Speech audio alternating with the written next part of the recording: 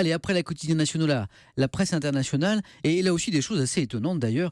Géraldine, votre permis de conduire contre un plat de nouilles, c'est le truc et le troc très sérieux qui va être proposé dès demain à des milliers de Japonais. Oui, alors pas tous les Japonais, ceux de 75 ans et plus Voilà. dans la province d'Aichi pour les convaincre d'arrêter de conduire. La police locale a eu cette idée lumineuse. Elle a passé un accord avec une chaîne de restaurants et dès demain, oui, les papis auront une ristourne sur le ramen. C'est un populaire plat de soupe aux nouilles dans 176 enseignes du secteur. Si et seulement si ils rendent leur permis de conduire. Alors évidemment, ça provoque un débat, mais qui va les emmener, ces gens, faire leurs courses quand ils n'auront plus de voiture ?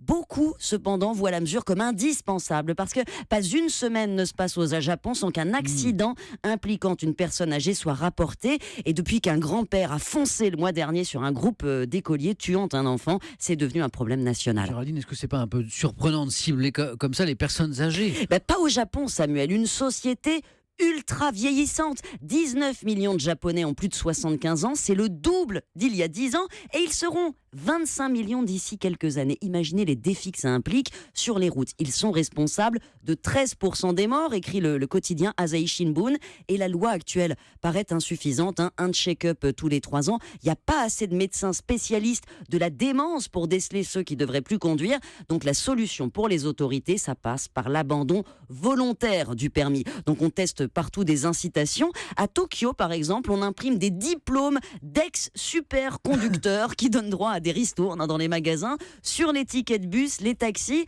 Ça marche pas très bien, Samuel. Sur 17 millions de conducteurs âgés au Japon, seulement 1,5% l'an dernier ont lâché le volant. Et on comprend pourquoi le gouvernement japonais mise autant sur les voitures sans conducteur. Voilà, elles seront commercialisées dès l'an prochain au Japon. Les voitures qui devraient arriver dans pas trop longtemps non plus chez nous.